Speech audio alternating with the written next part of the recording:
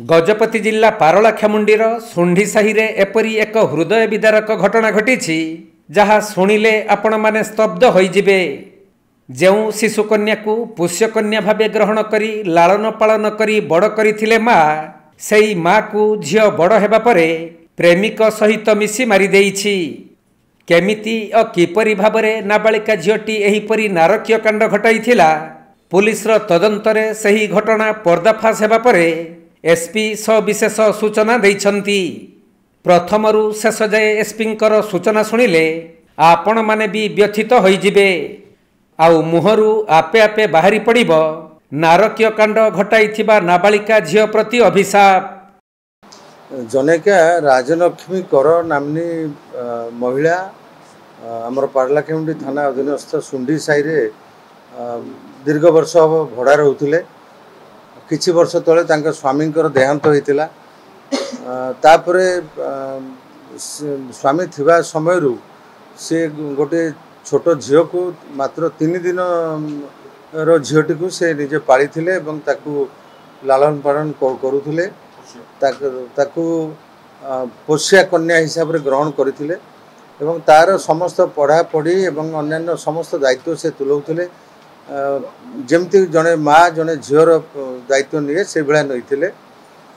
परवर्ती समय से झीटी बड़ है से इंग्लिश मीडियम स्कूल रे पढ़ा चाहिए, जो भुवनेश्वर रे सुविधा है ना, जो राजलक्ष्मी से झील को लेकिन आसिले एवं पारलाखेमुंडीर सुंडी साहि रे रहिले एवं सेठी ताकू भड़ा घरे रही आमर स्थानीय पारलाखेमुंडी रे थिबा केंद्रीय विद्यालय रे ताकू ना लेखेले एवं से 8म श्रेणी रे पाठ पढ़ुला।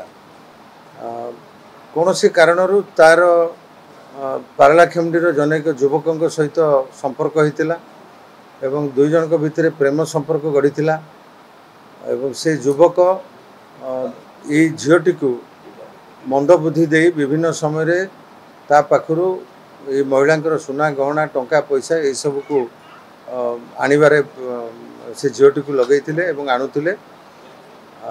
एमती समय है से माने गोटे समय से छोट झियो एवं तार जे तथाकथित प्रेमिक उभय योजना कले जे राजलक्ष्मी करम को केमती आम रास्ता हटाई दबा, जद्वारा आम भितर रही संपर्क पाई से बहुत समय जो झील को गाली मंद दौरान से असंतुष्ट थिला एवं तांकर जहाँ प्रॉपर्टी थिला सुना गहना टंका पैसा ये सब को मध्य आम पाइपर।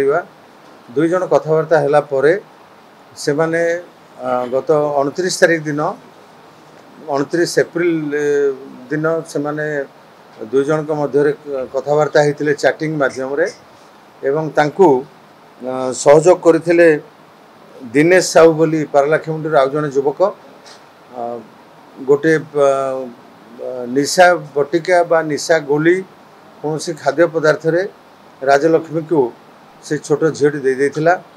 या परे राजलक्ष्मी गभीर निदरे शोइथिबा अवस्था रे ये गणेश एवं दिनेश सेठी घर पछपटू आसी पहुँची थिले।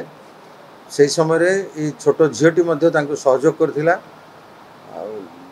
गोड़ 2टी को दिनेश धरथिला बेले मुहरे तकिया माड़ी बसथिला गणेश एवं से राजलक्ष्मी करंकर हाथ 2टी को ये छोट झीटी चापी धरथिला। एहीपरि भाव में तकिया जाकी तांको मृत्यु वरण करने पर्यंत माने तकिया जाकी रखिथिले।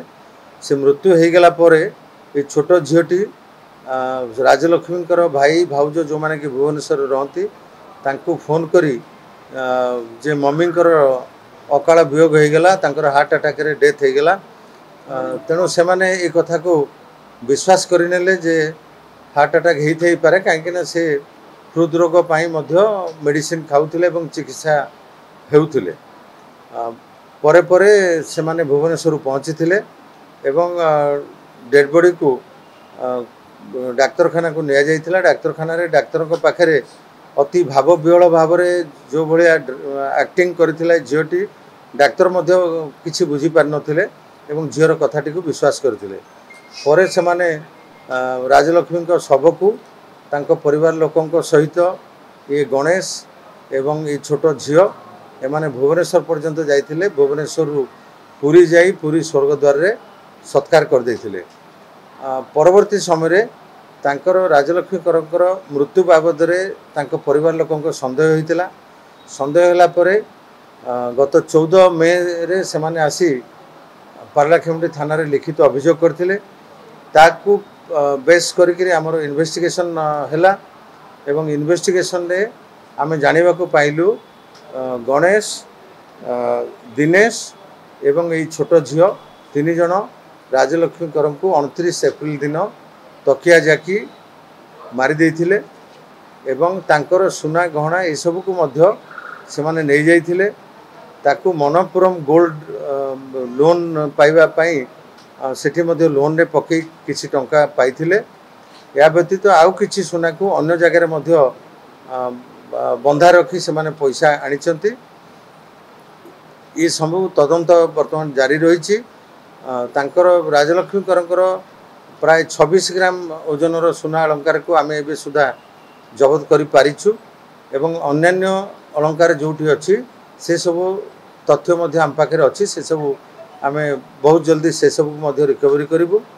ये घटना रे गणेश रथ एवं दिनेश साहू को आज गिरफ्त करा कोर्ट चलाण करा जो सीसीएल अच्छी से छोट झील तांको पई मध्य आईन रो व्यवस्था अनुसार जहाँ आवश्यक आम ताको करूँ।